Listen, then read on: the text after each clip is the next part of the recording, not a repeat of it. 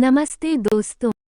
हम सबको पता है कि माँ दुर्गा का वाहन शेर है, इसीलिए उनके शेरावाली माता भी कहते हैं। लेकिन क्या आपको पता है कि शेर कैसे बना माँ दुर्गा की सवारी?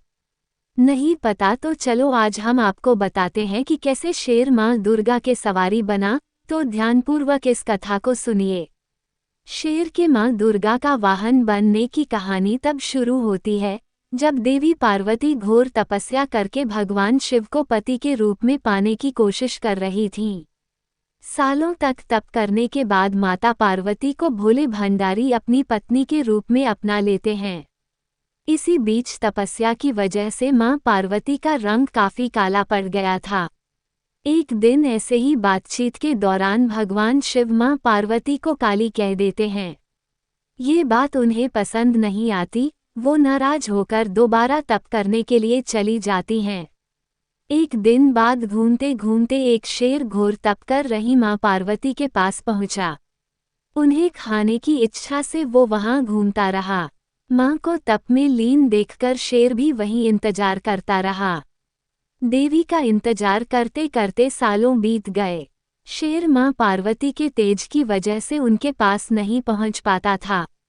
कोशिश करता और असफलता हाथ लगने पर दोबारा लौटकर कोने में बैठ जाता। होते होते कई साल बीत गए। मां के तप से खुश होकर भगवान शिव प्रकट हुए और मां से मनचाहा वर मांगने को कहा। देवी पार्वती अपना गोरा रंग वापस चाहती हैं। भगवान ने आशीर्वाद दिया और वहां से चले गए। वरदान मिलते ही मां पार्वती नहाने के लिए चली गईं। नहाते ही उनके शरीर से एक और देवी का जन्म हुआ, जिनका नाम कौशिकी पड़ा। उनके शरीर से काला रंग भी निकल गया था और मां का रंग पहले की तरह ही साफ हो गया। इसी वजह से माता पार्वती का नाम मां गौरी भी पड़ गया। नहाने के कुछ देर बाद मां की नज़र शेर पर पड़ी। शेर को देखते ही उन्होंने भगवान शिव को याद किया और शेर के लिए भी वरदान मांगा। माता पार्वती ने भगवान से कहा, हे नाथ, ये शेर सालों से मुझे भोजन के रूप में ग्रहण करने के लिए इंतजार कर रहा था। मेरे पूरे तप के दौरान ये यही था। जितना तप मैंने किया है, उतनी ही तपस्या इसने भी की है।